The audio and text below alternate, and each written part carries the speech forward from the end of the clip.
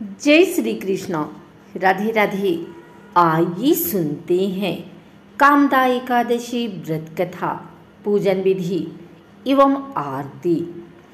श्री कृष्ण के प्रिय सखा अर्जुन ने कहा, हे कमल नयन, मैं आपको कोटि कोटि नमन करता हूँ। हे जगदीश्वर, मैं आपसे प्रार्थना करता हूँ कि आप कृपा कर चैत्र माह के शुक्ल पक्ष की एकादशी कथा का वर्णन सुनाइए। इस एकादशी का क्या नाम है, इस व्रत को पहले किसने किया और इसके करने से किस फल की प्राप्ति हुई है। श्री कृष्ण ने कहा, हे अर्जुन, एक बार यही प्रश्न राजा दिलीप ने गुरु वशिष्ठ से किया था। वह वृतांत मैं तुम्हें सुनाता हूँ। राजा दिलीप ने गुरु वशिष्ठ से पूछा, हे गुरुदेव, चैत्र माह के शुक्ल पक्ष की एकादशी का क्या नाम है, उसमें किस देवता का पूजन होता है तथा उसका क्या विधान है, वह आप कृपा पूर्वक बताइए। मुनि वशिष्ठ ने कहा, हे राजन, चैत्र माह की शुक्ल पक्ष की एकादशी का नाम कामदा एकादशी है। यह समस्त पापों को नष्ट करने वाली है। जैसे अग्नि काष्ठ को जलाकर राख कर देती है, वैसे ही कामदा एकादशी के पुण्य के प्रभाव से समस्त पाप नष्ट हो जाते हैं और तेजस्वी पुत्र की प्राप्ति होती है। इसके उपवास से मनुष्य निकृष्ट योनि से मुक्त हो जाता है और अंततः उसे स्वर्ग की प्राप्ति होती है। अब मैं इस एकादशी का महात्म्य सुनाता हूँ, ध्यान पूर्वक श्रवण करो। प्राचीन समय में भागीपुर नामक एक नगर था, जिस पर पुंडरीक नाम का राजा राज्य करता था। राजा पुंडरीक अनेक ऐश्वर्यों से युक्त था। उसके राज्य में अनेक अप्सराएं, गंधर्व, किन्नर आदि वास करते थे। उसी नगर में ललित और ललिता नाम के गायन विद्या में पारंगत गंधर्व स्त्री पुरुष अति संपन्न घर में निवास करते हुए विहार किया करते थे। उन दोनों में इतना प्रेम था कि वे अलग हो जाने की कल्पना मात्र से ही व्यथित हो उठते थे। एक बार राजा पुंडरीक गंधर्वों सहित सभा में विराजमान थे। वहां गंधर्वों के साथ ललित भी गायन कर रहा था। उस समय उसकी प्रियतमा ललिता वहां उपस्थित नहीं थी। गायन करते करते अचानक उसे उसका ख्याल आ गया, जिसके कारण वह अशुद्ध गायन करने लगा। नागराज करकोटक ने राजा पुंडरीक से उसकी शिकायत की। इस पर राजा को भयंकर क्रोध आया और उन्होंने क्रोधवश ललित को श्राप दे दिया। अरे नीच, तू मेरे सम्मुख गायन करते हुए भी अपनी स्त्री का स्मरण कर रहा है। इससे तू नरभक्षी असुर बनकर अपने कर्म का फल भोग। ललित गंधर्व उसी समय राजा पुंडरीक के श्राप से एक भयंकर असुर में बदल गया। उसका मुख विकराल हो गया। उसके नेत्र सूर्य चंद्रमा के समान प्रदीप्त होने लगे। मुंह से आग की भयंकर ज्वालाएं निकलने लगी। उसकी नाक पर्वत की कंदरा के समान विशाल हो गई और गर्दन पहाड़ के समान दिखाई देने लगे। उसकी भुजाएं 2-2 योजन लंबी हो गई। इस प्रकार उसका शरीर 8 योजन का हो गया।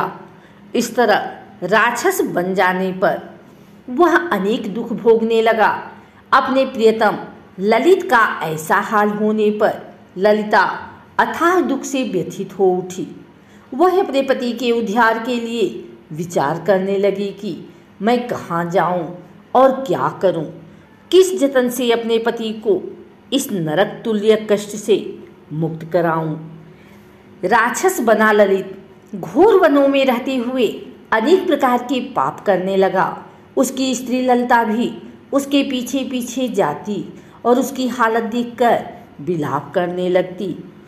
एक बार वह अपने पति के पीछे पीछे चलते हुए विंध्याचल पर्वत पर पहुंच गई। उस स्थान पर उसने श्रृंगी मुनि का आश्रम देखा। वह शीघ्रता से उस आश्रम में गए और मुनि के सामने पहुंचकर दंडवत प्रणाम कर विनीत भाव से प्रार्थना करने लगी, हे महर्षि, मैं वीरधन्वा नामक गंधर्व की पुत्री ललिता हूँ।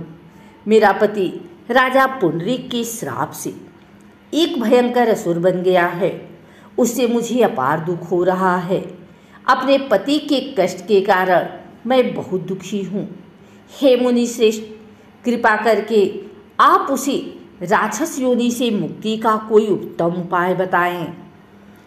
समस्त वृतांत सुनकर मुनि श्रृंगी ने कहा, हे पुत्री, चैत्र माह के शुक्ल पक्ष की एकादशी का नाम कामदा एकादशी है। उसके व्रत करने से प्राणी के सभी मनोरथ शीघ्र ही पूर्ण हो जाते हैं। यदि तू उसके व्रत के पुण्य को अपने पति को देगी तो वह सहज ही राक्षस योनि से मुक्त हो जाएगा और राजा का श्राप शांत हो जाएगा।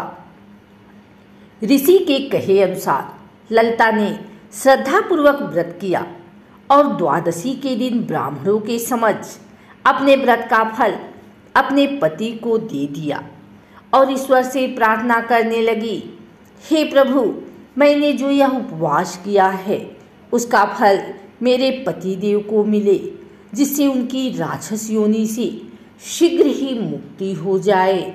एकादशी का फल देते ही उसका पति राक्षस योनि से मुक्त हो गया और अपने दिव्य स्वरूप को प्राप्त हुआ। वह अनेक सुंदर वस्त्रों तथा आभूषणों से अलंकृत होकर पहले की भांति ललिता के साथ विहार करने लगा। कामदा एकादशी के प्रभाव से वह पहले की भांति सुंदर हो गया और मृत्यु के बाद दोनों पुष्पक विमान पर बैठकर विष्णु लोक को चले गए। हे अर्जुन, इस उपवास को विधान पूर्वक करने से सभी पाप नष्ट हो जाते हैं। इस व्रत के पुण्य से मनुष्य रक्त बहाव के पाप और राक्षस आदि योनि से मुक्त हो जाता है। संसार में इससे उत्तम दूसरा कोई व्रत नहीं है। इसकी कथा व महात्म्य के श्रवण व पठन से अनंत फलों की प्राप्ति होती है।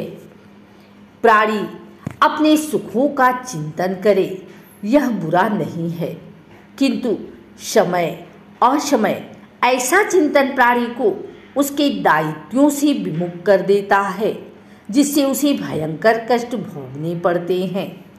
गंधर्व ललित ने भी राक्षस होकर निंदित कर्म किए और कष्ट भोगे, परंतु भगवान श्री हरि की अनुकंपा का कोई अंत नहीं है। कामदा एकादशी पूजन विधि। एकादशी के दिन सूर्योदय से पहले उठकर सभी कामों से निवृत्त होकर स्नान कर लें। इसके बाद साफ सुथरे वस्त्र पहन लें और भगवान विष्णु का मनन करते हुए व्रत का संकल्प लें। इसके बाद एक तांबे के लोटे में जल, फूल, अक्षत और सिंदूर डालकर सूर्यदेव को अर्घ्य दें। फिर पूजा आरंभ करें। सबसे पहले एक लकड़ी की चौकी में पीला वस्त्र बिछाकर श्री हरि विष्णु की तस्वीर या मूर्ति स्थापित करें। इसके बाद जल से आचमन करने के बाद फूल, माला, पीला चंदन, अक्षत लगाने के बेसन के लड्डू, खीर या कोई अन्य मिठाई का भोग लगाने के साथ जल चढ़ाएं। अब घी का दीपक और धूप जलाकर एकादशी व्रत कथा के साथ विष्णु चालीसा, विष्णु मंत्र का जाप कर लें। फिर विष्णु आरती कर लें। अंत में भूल चूक के लिए माफ़ी मांग लें। फिर दिन भर व्रत रखने के बाद शुभ मुहूर्त पर व्रत का पारण कर लें। विष्णु जी के इन मंत्रों का करें जाप। ओम नमो भगवते वासुदेवाय, ओम विष्णुवे नमः, ओम हूं विष्णुवे नमः, ओम नमो नारायण श्रीमन नारायण नारायण हरि हरि, श्री कृष्ण गोविंद हरे मुरारे, हे नाथ नारायण वासुदेवाय, ओम नारायणाय विद्महे वासुदेवाय धीमहि तन्नो विष्णु प्रचोदयात्। विष्णु जी की आरती। ओम जय जगदीश हरे, स्वामी जय जगदीश हरे। भक्त जनों के संकट क्षण में दूर करे। ओम जय जगदीश हरे। जो ध्यावे फल पावे, दुख बिन से मन का। सुख संपत्ति घर आवे, कष्ट मिटे तन का। ओम जय जगदीश हरे। मात पिता तुम मेरे, शरण गहूँ मैं किसकी। किस विधु मिल दया मैं, तुम्हें को मैं कुमति। ओम जय जगदीश हरे। तुम्हें पूर्ण परमात्मा, तुम अंतर्यामी। पार ब्रह्म परमेश्वर, तुम सबके स्वामी। ओम जय जगदीश हरे। तुम्हें करुणा के सागर, तुम्हें पालन करता। मैं मूर्ख खल कामी, कृपा करो भरता। ओम जय जगदीश हरे। तुम हो एक अगोचर, सबके प्राणपति। किस विधि मिलूं दया मैं, तुम्हें को मैं कुमति। ओम जय जगदीश हरे। दीन बंधु दुख हरता, तुम ठाकुर मेरे। करुणा हस्त उठाओ, द्वार पड़ा तेरे। ओम जय जगदीश हरे। विषय विकार मिटाओ, पाप हरो देवा। श्रद्धा भक्ति बढ़ाओ, संतन की सेवा। ओम जय जगदीश हरे। श्री जगदीश जी की आरती, जो कोई नर गावे। कहत शिवानंद स्वामी, सुख संपत्ति पावे। ओम जय जगदीश हरे।